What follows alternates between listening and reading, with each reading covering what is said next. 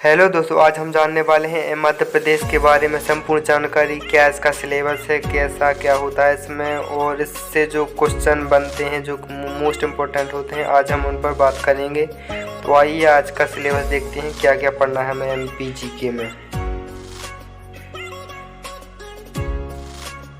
इसका सिंपल सा सिलेबस है कि हमें मध्य प्रदेश का भूगोल पढ़ना है, मध्य प्रदेश का इतिहास पढ़ना, मध्य प्रदेश की राज्य व्यवस्था, मध्य प्रदेश का इतिहास और मध्य प्रदेश की अर्थव्यवस्था, मध्य प्रदेश में जो खेल कूद होते हैं, मध्य प्रदेश का जो करंट अफेयर्स है, यही परीक्षा में पूछा जाएगा। तो चलिए मध्य प्रदेश का हम भूगोल देखते हैं कि भूगोल में हमें कौन कौन से टॉपिक को कवर करना है।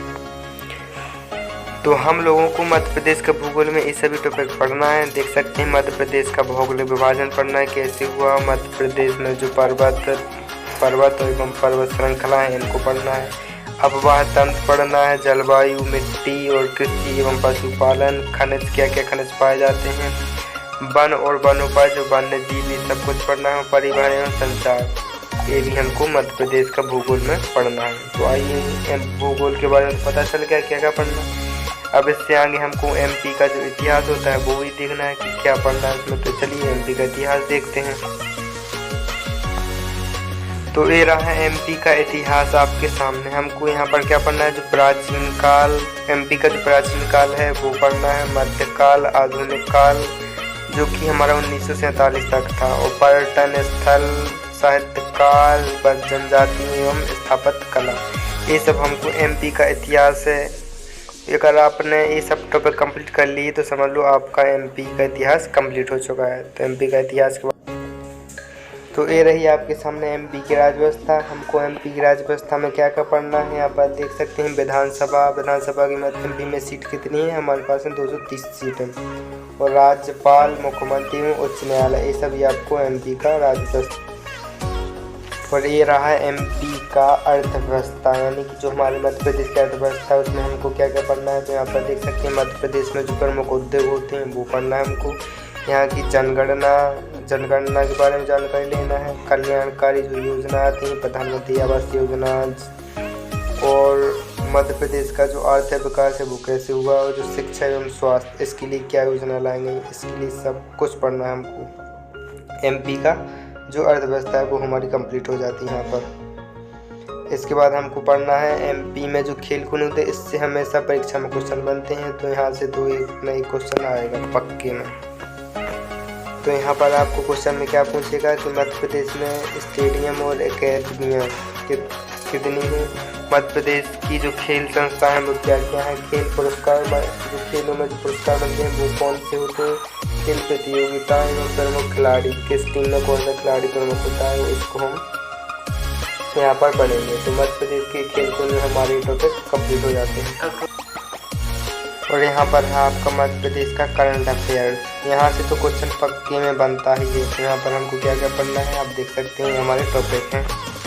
तो यहाँ पर करंट अफेयर्स में हमको क्या पढ़ना है, मध्य प्रदेश की प्रमुख जो नियुक्तियाँ हुई हैं उनको पढ़ना है, मध्य प्रदेश में जो चर्चित व्यक्ति है उसको जानना है, मध्य प्रदेश के जो पुरस्कार और सम्मान है किसको मिले हैं फिलहाल में, इसको भी पढ़ना है, और मध्य प्रदेश में जो उत्सव मनाए जाते हैं हमको उनको भी पढ़ना है, तो इनके उत्सव कौन से होते हैं, और मध्य प्रदेश में जो घटनाक्रम है इसको भी हमें जानना बहुत ज़रूरी है। तो अगर आपने ये सब तक कंप्लीट कर लिया तो समझ लो आपका करंट अफेयर अच्छा है। तो चलो हमने MP के सिलेबस के बारे में तो पता कर लिया है। अब यहाँ पर देख सकते हैं कि अब MP का जो सामान्य परिचय है उसको और देख लेंगे।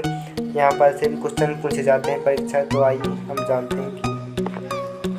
जानते हैं कि MP की जो स्थापना हुई वो कब हुई। हमारे मध्य प्रदेश की स्थापना हुई 1 नवंबर 1956 को। अगर आपको नहीं पता है तो जानिए कि MP की स्थापना हुई हमारे 1 नवंबर 1956 में।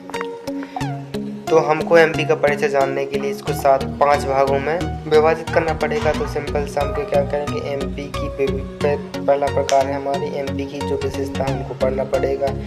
दूसरा है नंबर है हमारे पास भौगोलिक स्थिति, जो MP की भौगोलिक स्थिति उसको जानना पड़ेगा। तो यहाँ पर तीसरा पॉइंट है राजकीय वृत्ति, क्या मध्य प्रदेश का राजकीय वृत्ति है, कौन कौन से पक्षी, कौन राजकीय पक्षी है, कौन राजकीय पशु है, इसको जानना पड़ेगा। चौथा होगा राजनीतिक स्थिति, और 5वां अन्य तत्व। तो चलिए हम अपने पहले टॉपिक यानी कि एमपी की जो विशेषता है उन पर बात कर लेंगे। तो क्या हमारे एमपी में खासियत क्या क्या पाया जाता है, तो आइए देखते हैं हमारे एमपी में क्या क्या पाया जाता है। तो एमपी की पहली विशेषता है कि हमारे मध्य प्रदेश को भारत का हृदय प्रदेश कहा जाता है, क्योंकि यह भारत के बिल्कुल बीच में पाया जाता है, इसलिए इसको हृदय प्रदेश कहा जाता है। हृदय प्रदेश का नाम पंडित जवाहरलाल नेहरू ने दिया। तो क्या आपको पता है हमारे मध्य प्रदेश में कितने ज़िले और कितने केंद्र शासित प्रदेश हैं? तो हमारा पता होना चाहिए कि 28 ज़िले और 8 केंद्र शासित प्रदेश हैं। इसकी दूसरी विशेषता है कि इसको टाइगर स्टेट कहा जाता है, क्योंकि यहाँ पर टाइगर सबसे ज़्यादा पाए जाते हैं। 2019 टाइगर रिपोर्ट के अनुसार भारत में कुल 2967 टाइगर पाए गए हैं, जिसमें से सब में पहले स्थान पर है एमपी में 526 टाइगर हैं, और दूसरे नंबर पर कर्नाटक जिसमें 524 टाइगर हैं, तीसरे नंबर पर उत्तराखंड जिसमें 442 टाइगर हैं। क्या आपको पता है एमपी में जो टाइगर हैं वो कहाँ पाए जाते हैं? तो हमको पता होना चाहिए कि कान्हा राष्ट्रीय उद्यान है जो कि मंडला में यहाँ पर टाइगर पाए जाते हैं, और यह भारत का पहला और सबसे बड़ा राष्ट्रीय उद्यान है। और दूसरा जो पॉइंट है हमारा ये बांधवगढ़ राष्ट्रीय उद्यान, यहाँ पर ही उमरिया में, यहाँ पर 124 टाइगर पाए जाते हैं। और यहाँ पर तीसरी विशेषता है कि एमपी को तेंदुआ स्टेट भी कहा जाता है, क्योंकि यहाँ पर सबसे ज़्यादा तेंदुए पाए जाते हैं। भारत में कुल तेंदुए हैं 12,852, जिसमें से सबसे ज़्यादा एमपी में ही, क्योंकि यहाँ पर 3421 तेंदुए हैं।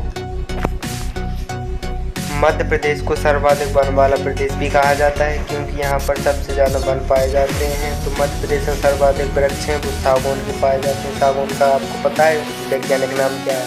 इसका वैज्ञानिक नाम है टिक्टोना ग्रेडिस। और सबसे ज़्यादा जो सागौन के वृक्ष पाए जाते हैं वो बोरी घाटी में। जो बोरी घाटी कहाँ पर पता होना चाहिए, होशंगाबाद में बोरी घाटी है। बोरी घाटी एक सुरक्षित क्षेत्र है जहाँ पर क्या सागौन के वृक्ष लगे हैं। तो जब इस सुरक्षित क्षेत्र को बड़ा किया जाता है तो हमारा क्या बनता है? तो बनता है अभ्यारण्य, जहाँ पर एक जीव पर ध्यान दिया जाता है। जब इस अभ्यारण्य को बड़ा किया जाता है तो बनता है राष्ट्रीय उद्यान, जहाँ पर सभी प्रकार के जीवों पर ध्यान दिया जाता है। जब इस राष्ट्रीय उद्यान के भी क्षेत्र को बड़ा किया जाता है तो बनता है बायोस्फीयर रिजर्व, जो कि सबसे बड़ा है। मध्य प्रदेश को जनजातीय प्रदेश भी कहा जाता है, क्योंकि 2011 की जनगणना के अनुसार मध्य प्रदेश की जनसंख्या 7,36,36,809। तो सबसे ज़्यादा यहाँ पर जनजाति, क्योंकि सबसे ज़्यादा यहाँ पर वन पाए जाते हैं, तो सबसे ज़्यादा जनजाति यहाँ पाई जाएगी, जो कि है भील जनजाति। सबसे ज़्यादा जनजाति पाई जाती है एमपी में भील। क्या आपको पता है हमारे मध्य प्रदेश को नदियों को माँ का भी कहा जाता है, क्योंकि यहाँ पर 200 नदियों से ज़्यादा नदियाँ बहती हैं, जो कि इनमें से मुख्य नदी हैं नर्मदा नदी, ताप्ती नदी, सोन नदी, केन नदी, बेतवा नदी, सिंध नदी एवं चंबल नदी। और ये बीच में हमारे पास है क्षिप्रा नदी, जो कि उज्जैन से निकलकर चंबल में मिल जाती है। हमारे मध्य प्रदेश को सोया स्टेट भी कहा जाता है, क्योंकि भारत में सोयाबीन का सर्वाधिक उत्पादन एमपी में ही होता है। सोयाबीन का जो वैज्ञानिक नाम है क्या आपको पता है? इसका नाम ग्लाइसिनमैक्स है। और देख सकते हैं ये भारत नहीं एशिया का सबसे बड़ा सोयाबीन संयंत्र कारखाना वो है कि जो उज्जैन में। उस राष्ट्रीय सोयाबीन अनुसंधान जहाँ पर सोयाबीन पर रिसर्च होती है वो हमारा है इंदौर में। मध्य प्रदेश को कोहिनूर प्रदेश भी कहा जाता है, क्योंकि भारत में हीरे का सर्वाधिक उत्पादन मध्य प्रदेश के पन्ना में ही होता है, और जहाँ 90% हीरा मध्य प्रदेश के पन्ना में पाया जाता है, और 10% हीरा आंध्र प्रदेश की जो गोलकुंडा खदान है वहाँ पर पाया जाता है। मध्य प्रदेश को भू अवस्थित प्रदेश भी कहा जाता है। क्या आप जानते हैं भू अवस्थित प्रदेश कौन सा होते हैं? भू अवस्थित प्रदेश वो होते हैं जिनकी सीमा ना ही समुद्र से मिल रही हो ना ही किसी राज्य से मिल रही हो, उन्हें हम भू अवस्थित प्रदेश कहते हैं। भारत में 5 भू अवस्थित प्रदेश हैं, जिसमें से पहले स्थान पर मध्य प्रदेश, छत्तीसगढ़, तेलंगाना, हरियाणा, झारखंड। ये 5 राज्य हैं जो भारत के भू अवस्थित प्रदेश